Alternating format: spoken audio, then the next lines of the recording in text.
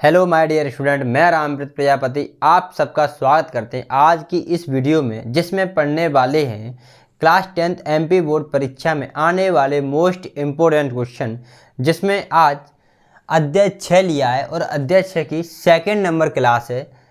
जिससे पहले की अध्याय 6 की फर्स्ट नंबर क्लास कर चुके हैं और उसमें अध्याय 6 के इम्पोर्टेंट क्वेश्चन कुछ पढ़ चुके हैं और बाकी जो क्वेश्चन बचे हुए हैं वो आज सेकंड नंबर क्लास में भी करेंगे और आगे भी क्लास लेकर आएंगे इसकी। ठीक है, तो इससे पहले की एक अध्याय से लेकर अध्याय 5 तक सारे इम्पोर्टेंट क्वेश्चन करा चुके हैं। अगर अभी तक आप लोगों ने नहीं देखी है तो उनको ज़रूर देख लें और वहाँ से सारे क्वेश्चन कवर कर लें इम्पोर्टेंट। ठीक है, ये सेकंड नंबर क्लास है अध्याय 6 की। इससे पहले फर्स्ट नंबर क्लास करा चुकी है, अगर वो अभी तक नहीं देखी तो उससे पहले देख लो, उससे बाद ये वाली वीडियो देखो। ठीक है, और सारे कंप्लीट करते जाओ इम्पोर्टेंट क्वेश्चन।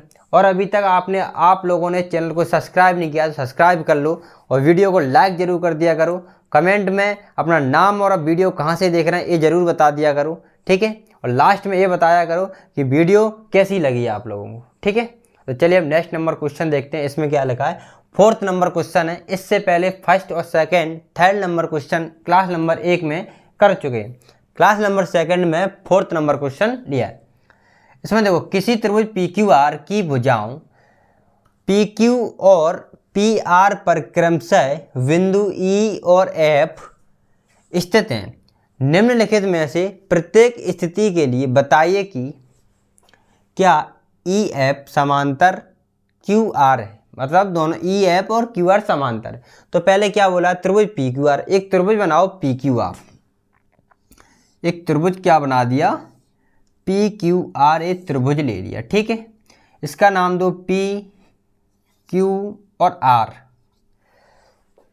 अब यहाँ देखो, एक त्रिभुज क्या लिया है PQR, इसमें और देखो PQ और PR, PQ ये रही भुजा और PR ये वाली भुजा है, पर क्रमशः बिंदु E और F स्थित है।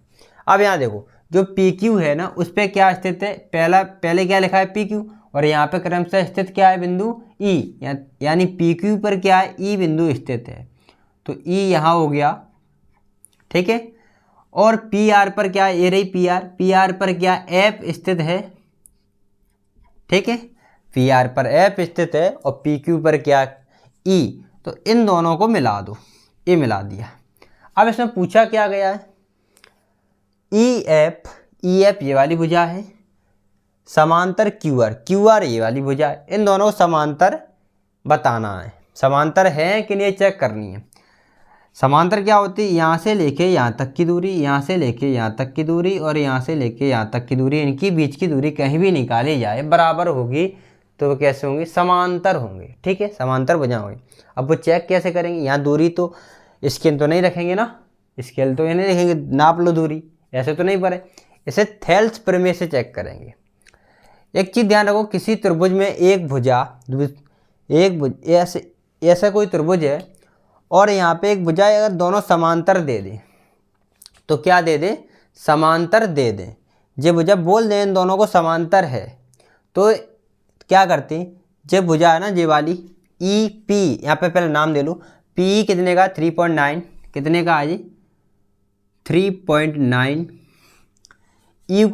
EQ कितने का है, EQ 3, कितने का है 3, PF कितने का है, PF है 3.6 और FR कितने का है 2.4। ठीक है, अब यहाँ देखो, अगर ये दोनों समांतर हो, तुम्हारे पास समांतर हो तो क्या करते, यह भुजा इसके बटे में लिख, ये भुजा के बटे में ये भुजा लिखते, इस वाली भुजा के बटे में इस वाली, मतलब इस भुजा का अनुपात इसके साथ, और उधर देखो इस भुजा का अनुपात इसके साथ, मतलब इस भुजा के बटे में क्या लिखी जाएगी, ये वाली भुजा।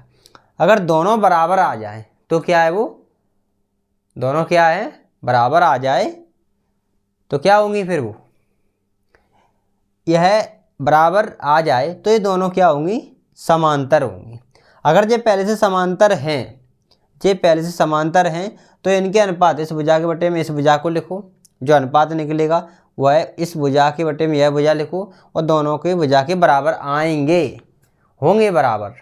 अगर ये दोनों समांतर हैं, समांतर चेक करनी तो इनके पहले चेक कर, तो अगर समांतर पहले होती तो हम लिखते थेल्स प्रमेय से। अब हमें उल्टा चेक करना है, समांतर तो चेक करनी है ना, समांतर है कि नहीं ये तो चेक करनी है, तो हम थेल्स प्रमेय का विलोम लगाएंगे। क्या लगाएंगे? त्रिभुज पी क्यू, यहाँ से देखेंगे हल जो दिया है वो लिख लिया करो, पी क्यू आर, ये चित्र बनाओगे इसमें, पी क्यू आर में थेल्स प्रमेय के विलोम से, विलोम से, ठीक है, थेल्स प्रमेय के विलोम से। तो यहाँ पे हम कह सकते हैं कि दोनों भुजाओं का अनुपात यानी पीई के बटे में क्या लिखेंगे? ई क्यू लिखेंगे, ठीक है। तो देखो ये किसके बराबर होता है? उस वाली side P F F R, नीचे क्या है? F R.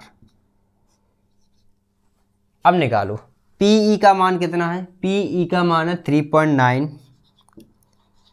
और ई क्यू का मान कितना है? ई क्यू का मान है 3 बराबर पी एफ का मान कितना है? पी एफ का मान है 3.6 और एफ आर का मान कितना है? एफ आर का मान कितना है? 2.4, ठीक है। अब यहाँ देखो, यहाँ क्या करोगे? इस संख्या में पॉइंट है, यहाँ पॉइंट है नहीं, तो क्या करोगे? पॉइंट को हटा दो। पॉइंट के बाद यहाँ कितने अंक हैं? एक अंक है ना, तो अगर पॉइंट ऊपर से हटा रहे हो तो पॉइंट के बाद एक अंक है तो नीचे आ जाएगा 1 0, ठीक, क्लियर। बराबर देखो इधर से दोनों अंक, दोनों संख्याओं पॉइंट के बाद पॉइंट हैं, तो पॉइंट के बाद एक अंक है दोनों में, पॉइंट के बाद एक अंक है ना, तो क्या करेंगे? पॉइंट यहाँ से हटाओ और यहाँ से हटा दो, ठीक है। पॉइंट यहाँ से हटाओ और यहाँ से हटा दो, क्योंकि दोनों में हट जाएंगे, दोनों में बराबर अंक है पॉइंट के बाद, बचा वो लिख दो 39/30 बराबर 30/24, ठीक है। 36 बटे क्या है? 24, 36/24। इनको काट दो, कट रही हो तो 3 के पहाड़े से काट दो, 3 से कट गई 10 बार और 3 से कट गया 13 बार, जे काट दो। यह कितनी बार कटेगा? 12 के पार्ट, 12 3 36 और 12 दूनी 24। क्या 13 और 10 और कटेंगी? नहीं कटेंगी ना, तो ये आ गया 13/10 और यह आ रहा है यहाँ पर 3/2। ये दोनों बराबर नहीं है, तो क्या लगा दिया? बराबर नहीं का चिन्ह लगा दिया, ठीक है, क्योंकि दोनों बराबर नहीं है, ये दोनों, मतलब ये भुजा, इन दोनों, इस भुजा का अनुपात इस भुजा के अनुपात के साथ बराबर नहीं है। अगर बराबर नहीं है तो ये समांतर नहीं है दोनों भुजाएं। अगर इनका बराबर होता तो क्या होते? समांतर होती, ठीक है। तो यहाँ क्या हो गया? बराबर नहीं है, तो लिखेंगे चूंकि पीई बटे ई क्यू बराबर पी एफ बटे एफ आर, यही लिखना है जो लिखा है वो यहाँ पे। ये क्या है? इन दोनों के मान कैसे आए? बराबर नहीं आए, ये पता बराबर नहीं आए। अतः क्या बताना है? ई एफ और क्यू आर, ई एफ जरे क्यू आर जरे, क्यू आर समांतर नहीं है, ठीक है। अगर ये दोनों बराबर आ जाती तो हम कहते समांतर नहीं है। अब यहाँ पे देखो, इस क्वेश्चन को नोट कर लो, इसी जैसे 2 क्वेश्चन और लेना सेम। ये फर्स्ट पार्ट हो गया, इसके थर्ड पार्ट है और तीनों लेते हैं अभी यहाँ पे। एक हो गया, 2 और हैं, उनको भी करते हैं। पहले इसको नोट डाउन कर लो, चलो, उसके बाद उनको भी लेते हैं। चलिए अब यहाँ पे सेकंड नंबर पार्ट लिया है, ठीक है। क्वेश्चन तो वही है, वही पूछना है, ई एफ क्यू आर के समांतर है, ये चेक करनी है। त्रिभुज वही है, पी क्यू आर सेम वही है। इसका सेकंड पार्ट लिया है, ए वाला सेम उसी तरह क्वेश्चन है, सेम टू सेम उसी तरह क्वेश्चन है ये वाला, आप लोग कर सकते हो इसको, ठीक है। पहले इसमें क्या करेंगे? चित्र बनाएंगे, पी क्यू आर एक त्रिभुज बनाएंगे। इसमें क्या है? पी क्यू आर एस एक क्या बनाना है? त्रिभुज लेना है, ले लिया, ठीक है। पी क्यू आर क्या ले लिया? एक त्रिभुज ले लिया। यहाँ नाम देंगे पी क्यू आर, इनमें बिंदु क्या है, पी क्यू और पी आर पर क्या स्थित है, ई और एफ। अभी जो स्थित थे वैसे ही करने से ई एफ, यहाँ पे ई कर दो, ठीक है, ई एफ स्थित है, इसको मिला दो। अब इनके मान रख दो, पी ई का मान कितना है 4, ये कितना है 4, क्यू ई ये रहा, इनका मान कितना है 4.5, क्यू और ई का मान सही। पी एफ कितना है, पी एफ 8 और आर एफ कितना है 9। बस क्या करते हैं, पी क्यू आर में क्या लगाएं, थेल्स प्रमेय का विलोम लगा दो। त्रिभुज पी क्यू आर में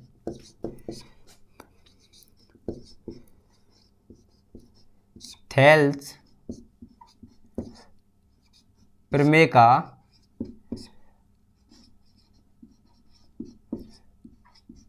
विलोम, ठीक है, थेल्स प्रमेय का क्या लगाना है, विलोम लगाना है। अब देखो यहाँ पे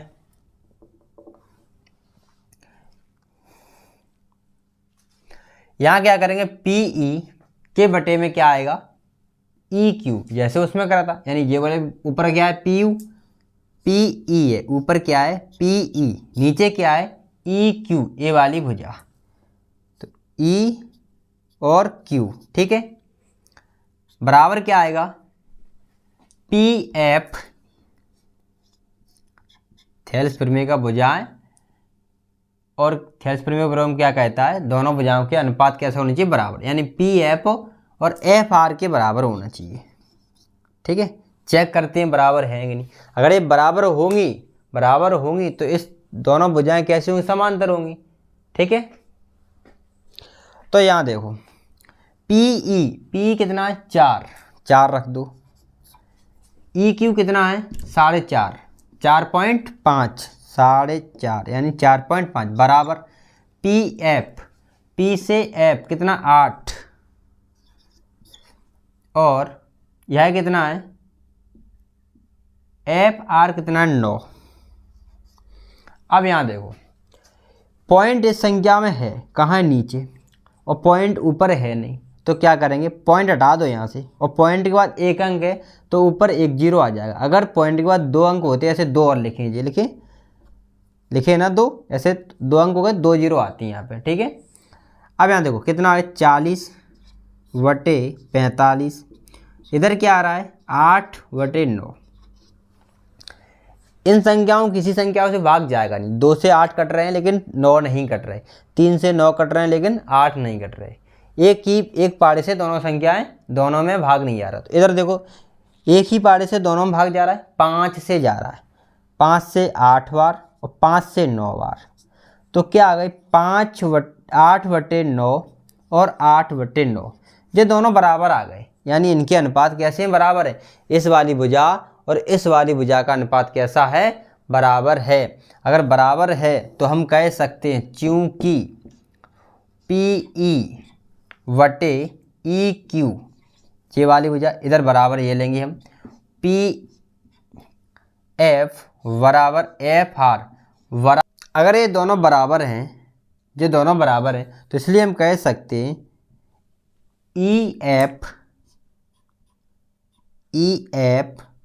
और क्यू आर क्या है, समांतर हैं, इनके बीच में क्या लगा दो, समांतर का स्थान लगा दो, ठीक है।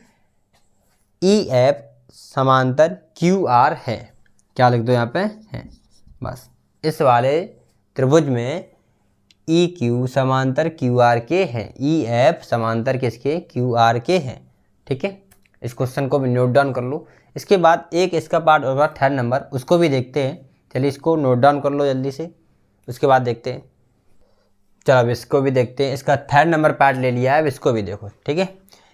करना क्या है, वही पी क्यू आर त्रिभुज है, उसमें पी क्यू और पी आर पर क्रमशः क्या स्थित है, ई और एफ स्थित है, ठीक है। तो पहले त्रिभुज बना लो पी क्यू आर, क्या बनाना है, त्रिभुज क्या लेना है, पी क्यू आर ले लो, पी क्यू और आर, ठीक है। ई और एफ स्थित हैं, तो यहाँ पे क्या हो गया ई और यहाँ पे क्या हो गया एफ, दोनों को मिला दो। अब यहाँ भुजाएं दे रखी हैं, उनके नाम लिख दो। पी क्यू, यहाँ पे क्या दिख रहा है, पी क्यू का मान कितना है, पी क्यू। अब यहाँ पे देखो एक चीज़ देखो, अभी तक अपने पास भुजाएं दे रखी थी, यह वाली भुजा और ये वाली टुकड़ों में दे रखी, ये और क्या थी, ये भुजा और ये भुजा, ठीक। अब अपने पास पूरी भुजा ये वाली है, क्या है, पूरा भुजा ए है। पी क्यू का मान दे रखा है, ठीक है, पी क्यू का दे रखा है, कितना दिया है इन्होंने, 1.28 सेंटीमीटर, ठीक है। जे कितना है पूरा 1.28 सेंटीमीटर। पी आर कौन सा है, ए वाला, पी आर कितना है 2.56, कितना है 2.56 है, ठीक है। और इसमें क्या दे रखा है, पी कितना 0.18 है, यह कितना 0.18 है। और पी एफ कितना है 2.4 है। अब यहाँ पे देखो, अभी तक क्या करते थे, इस भुजा के बटे में यह भुजा लिखते थे। अब पर यहाँ ये भुजा तो नहीं है, लेकिन अगर अपन चाहें तो ये भुजा है अपने पास, तो ये भुजा निकाल सकते हैं ना। कैसे, कि हमारे पास टोटल भुजा है, जो टोटल लंबाई है इसकी, इसमें से जे वाली हम हटा दें तो फिर जे वाली बच जाएगी ना। इसमें से 1.28 में से हम 0.18 हटा दें तो फिर जे वाला बचेगा कि नहीं। इसी तरह इसको 2.4 को इसमें से हटा दें तो फिर ये वाला बच जाएगा। लेकिन कोई ज़रूरत नहीं है ऐसा करो, यह भुजा निकालो, इसकी कोई आवश्यकता नहीं है। थेल्स प्रमेय के विलोम में ये भी हो जाता है कि इस भुजा के बटे में अभी तक जे लिखते थे ना, और इस भुजा के बटे में ये वाली भुजा लिखते थे। लेकिन ऐसा भी लिख सकते हैं कि इस भुजा के बटे में यह पूरी भुजा लिख सकते, ऊपर वाली भुजा के बटे में ये पूरी वाली भुजा नीचे लिख सकते। इसी प्रकार इधर ऊपर जो भुजा है 2.4 वाली, उस भुजा के बटे में जो पूरा 2.56 लिख सकते हैं, ठीक है। तो यही करते हैं त्रिभुज पी क्यू आर में, त्रिभुज पी क्यू आर में, ठीक है। त्रिभुज क्या लेना है, पी क्यू आर में थेल्स प्रमेय के विलोम से, थेल्स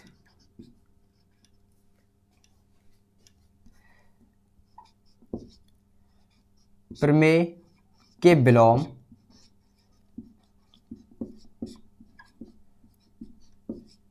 से, ठीक है, थेल्स प्रमेय के विलोम से। अब यहाँ देखो, थेल्स प्रमेय को विलोम से करना है ना, तो क्या होता है, पीई अभी तक जो भुजा हम नीचे जो लिखते थे ई क्यू, अब लिखेंगे हम पूरी पी क्यू भी लिख सकते हैं, बराबर उधर क्या है पी एफ, इसके बटे में क्या आएगा क्यू, वो पी और आर, पूरी पी से आर तक, ठीक है। अब यहाँ देखो पीई का मान हमारे पास कितना है, पी का मान कितना है 0.18 रख दो, 0.18 पॉइंट के बाद 1 डिजिट पढ़ते, यानी 18 ऐसे करके पढ़ते, 18 नहीं बोलते, 18 बोलना नहीं चाहिए, लेकिन क्या पढ़ते 0.18, ठीक है। इधर क्या है, पी आर का मान क्या है 1.28, कितना है 28, बराबर पी एफ ले लो, पी एफ कितना है 2.4, ठीक है। पी आर कितना है, 2.56। अब यहाँ देखो, यहाँ क्या करना है कि इधर तो दोनों संख्याओं में पॉइंट है, और दोनों संख्या में क्या है, पॉइंट के बाद दो अंक हैं। अगर बराबर अंक है तो पॉइंट हटा सकते हैं, ठीक है। लेकिन यहाँ पे देखोगे पॉइंट के बाद 1 अंक है और इधर कितना 2 अंक है, पॉइंट नहीं हटा सकते क्योंकि पॉइंट के बाद 2 अंक बराबर नहीं है, दोनों में 2 अंक। तो फिर क्या कर सकते हैं, इसका मतलब क्या हो गया,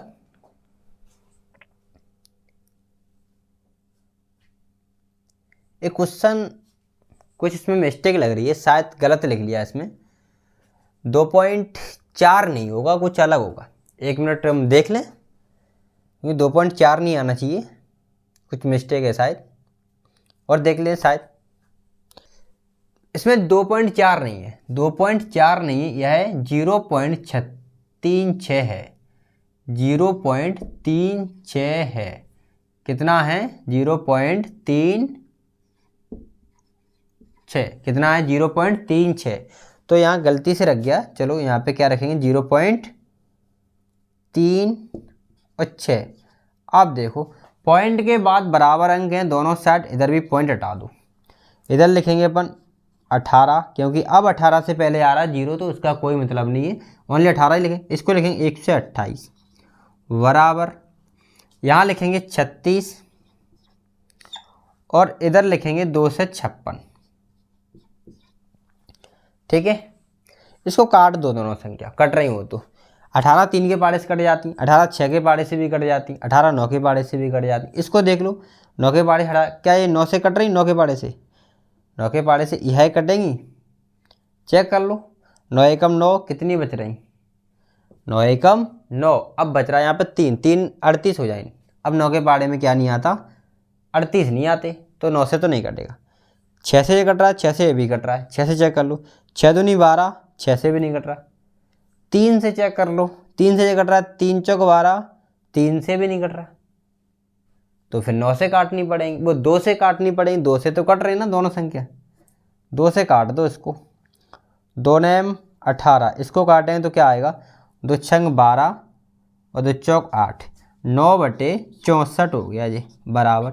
इसको देख लो, जब 2 के से कट जाए दोनों, 4 के से चेक कर लो, 4 नेम 36 कट रहा है, 4 छंग 24, एक आ गया, 4 चौक 16 कट रहा है। देखो 4 नेम 36 और 4 छंग 24, एक बचा, इसके आगे लगाओ, 16 हो गई, 4 चौक 16, 9 बटे क्या आ गया? 16।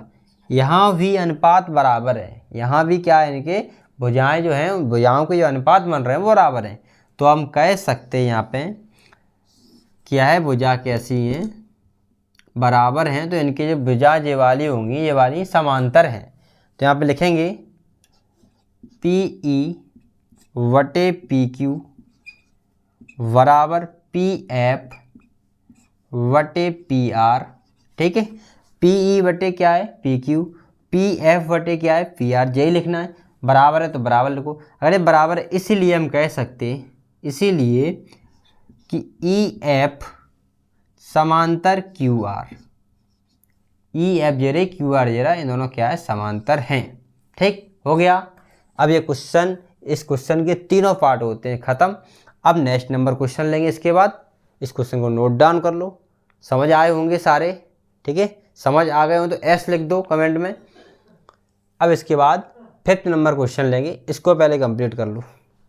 चलो अब 5th नंबर क्वेश्चन लिया है, अब इसको देखते हैं इसमें क्या पूछा गया है। देखो आकृति 1 में, 1 और 2 में D समांतर BE है, DE यहाँ D है और यहाँ पे E है, दोनों समांतर है। फर्स्ट में लिखा है 1 में EC और सेकंड में AD ज्ञात कीजिए। यहाँ पे अभी जो आकृति 1 और 2 बोली है, तो आकृति अभी फर्स्ट ली है, इसके बाद सेकंड लेंगे। इस क्वेश्चन को सॉल्व कर लें, उसके बाद सेकंड आकृति लेंगे। ठीक है, उन दोनों में ही क्या निकालना है? DE और BC समांतर है, उन दोनों, इसमें भी और उसमें भी, दोनों में आकृति कैसी हैं? सेम आकृतियाँ हैं। पहली वाली आकृति में क्या निकालना है? फर्स्ट नंबर क्या लिखा है? EC का मान निकालना, मतलब इसमें क्या निकालना? EC का मान यह निकालना है। ठीक है, लेकिन क्वेश्चन पेपर में जैसे क्वेश्चन आएगा ना तुम्हारे में, तो ऐसे एक आकृति आएगी, या तो यह है फर्स्ट नंबर वाली आकृति आ जाए, या इससे नेक्स्ट नंबर सेकंड नंबर में जो आकृति है वो वाली आ जाए। ठीक है, इनमें से कोई भी आकृति आ सकती है। अगर एक आकृति आएगी तो क्वेश्चन में फर्स्ट नंबर में क्या लिखा है? EC का मान निकालिए। अगर सेकंड नंबर वाली आकृति आती है तो लिख के आएगा AD का मान निकालिए। यहाँ पे यह लिख के आएगा कि D समांतर BC। लेकिन इसमें एक चीज़ और बढ़ सकती है क्वेश्चन में, क्या लिख सकते हैं? त्रिभुज ABC में, ऐसा लिख सकते हैं। अभी इसमें त्रिभुज की बात नहीं करी गई, लिखा नहीं गया, लेकिन त्रिभुज आकृति बना के दे दी, तो ऐसा लिख देंगे इसमें त्रिभुज ABC में DE समांतर BC है। ठीक है, और मैं EC का मान ज्ञात कीजिए, ऐसा लिख देंगे, तो उससे कोई दिक्कत नहीं है। अब यहाँ देखो, यह भुजा नहीं है, पहले देखो दिया क्या है? दिया है फर्स्ट आकृति में, देखो दिया क्या है? जो दिया है वो लिख लो। AD का मान दिया है कितना? सेंटीमीटर।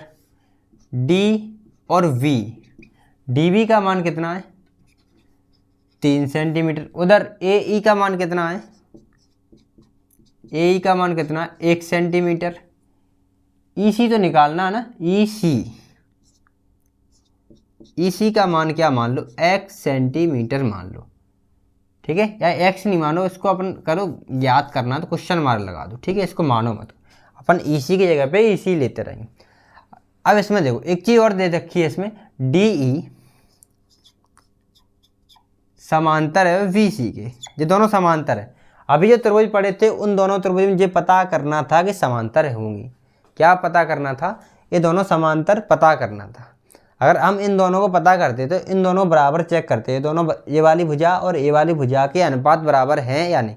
अगर इन दोनों भुजाओं के अनुपात बराबर हो जाते तो हम कह देते समांतर हैं, और नहीं हुए थे बराबर इन दोनों भुजाओं के तो बोला समांतर नहीं है। लेकिन यहाँ पे तो समांतर है ना, जो समांतर हैं तो इन दोनों भुजाओं के अनुपात बराबर होंगे ना, बराबर होंगे ना, तो बराबर होंगे तो अपन बराबर लिखेंगे।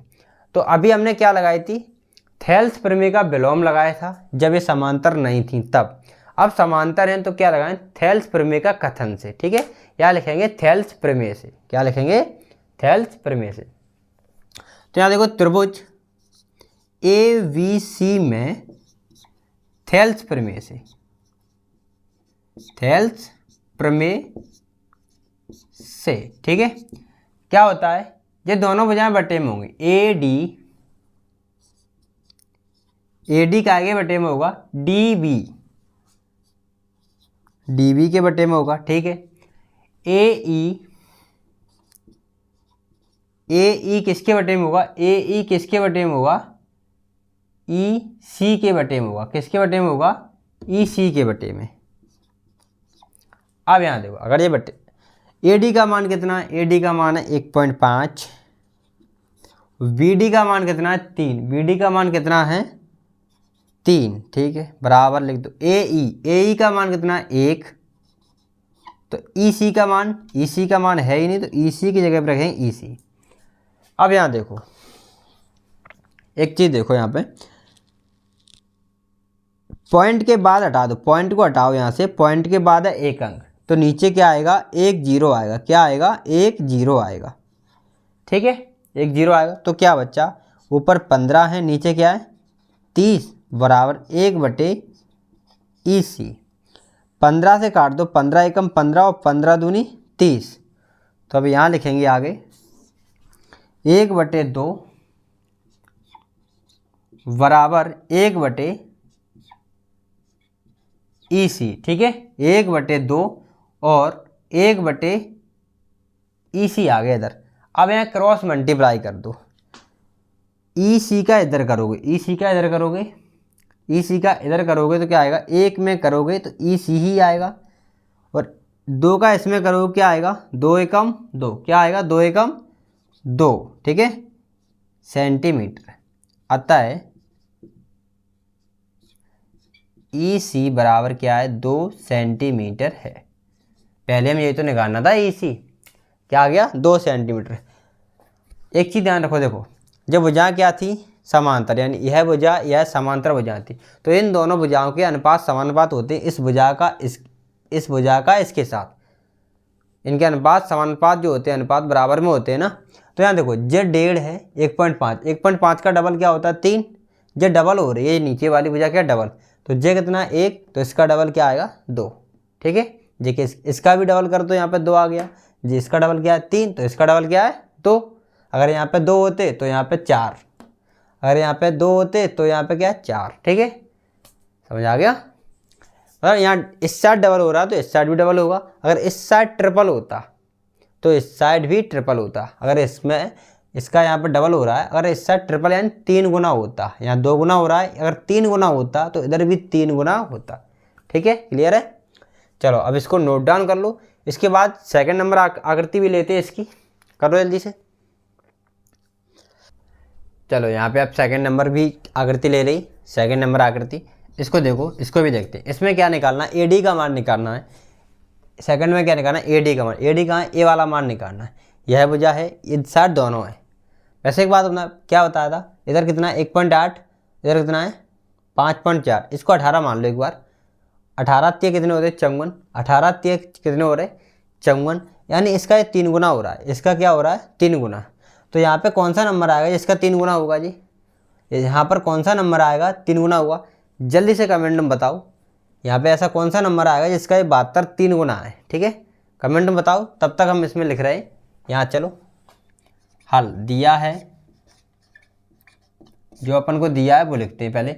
एडी का मान तो निकालना ही है, एडी का मान तो निकालना ही है। ठीक है, और डीबी अपने पास है, डीबी कितना है 7.2 सेंटीमीटर, और ईसी कितना है 5.4 सेंटीमीटर, और ऊपर एई कितना है 1.8 सेंटीमीटर। ठीक है, 1.8 सेंटीमीटर। अब यहाँ एक चीज़ देखोगे, थेल्स प्रमेय लगाओ। त्रिभुज एबीसी में क्या लगाना है? थेल्स प्रमेय से। एबीसी में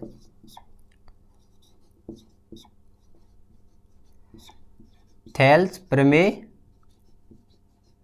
से, थेल्स प्रमेय क्या करते हैं, इस भुजा के बटे में ए वाली भुजा आएगी, यानी ए डी बटे क्या आएगा डी बी, और इधर कौन सी ए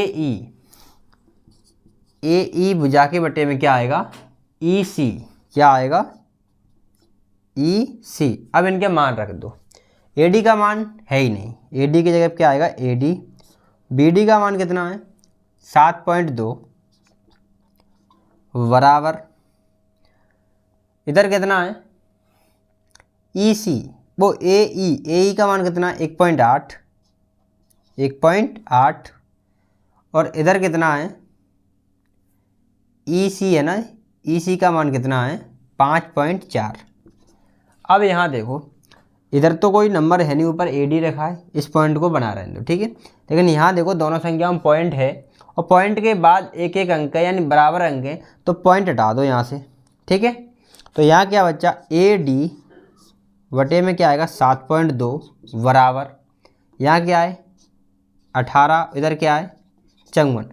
ये सीधे 18 से भाग जा रहा, 18 एकम 18, 18 तिया 54, यानी क्या आ गया 1/3 आ गया। ठीक है, अब यहाँ लिख दो आगे ए डी बटे 7.2 बराबर, इधर क्या है 1/3, तो 1/3 लिखो। ठीक है, अब यहाँ पे क्रॉस मल्टीप्लाई कर दो। क्रॉस मल्टीप्लाई क्या होता है, इसका गुणा इधर करोगे 3 का ए डी में, तो 3 ए डी बराबर 7.2 का 1 में करोगे तो 7.2 ही आएगा। अब ए डी का मान निकालना है, तो 3 कहाँ जाएंगे इसके बटे में, ए डी बराबर 7.2 बटे में क्या आएगा 3, 3 से अब इसमें भाग दे दो, 3 दूनी 6, 2 बार कट गया, 3 दूनी 6, 7 है ना, 1 इधर आ गया, 12 हो गए। अब 12 हो गए, पॉइंट आ रहा, पॉइंट रख दो, 3 चौक 12, ए डी का मान कितना आ गया 3.12। अतः ए डी बराबर 2.4 कितना है 2.4 आया ना, तो 2.4 सेंटीमीटर है। ठीक है, 3.4 या 12 नहीं है, यहाँ पे क्या है ए डी का मान कितना है 2.4 सेंटीमीटर। आकृति फर्स्ट का भी आंसर आ गया, आकृति सेकंड का। पेपर में कोई एक आकृति आएगी, दोनों एक साथ में नहीं आएंगी, तो यहाँ पे कोई एक मान पूछा जाएगा। हो सकता है तुम्हें अगर ए डी का मान दे दिया जाए तो बी और बी डी का मान पूछ लिया जाए, ए डी का दे दे तो बी डी का नीचे वाला मान पूछ लिया जाए, इससे कोई फर्क नहीं पड़ता। जैसे सेम इसी प्रकार से करना है, कोई भी मान 4 मान है 1 2 3 4, त्रिभुज में हमें 4 मान निकलेंगे। इस प्रकार 2 भुजाएं समांतर देंगे, इस प्रकार देते इन 4 मानों में से कोई एक मान गायब कर देंगे, एक मान गायब कर देंगे और उसी को पूछेंगे। बाकी 3 मान तो दे रहे ना, 3 मान दे रहे, चौथा निकाल लोगे। ठीक है,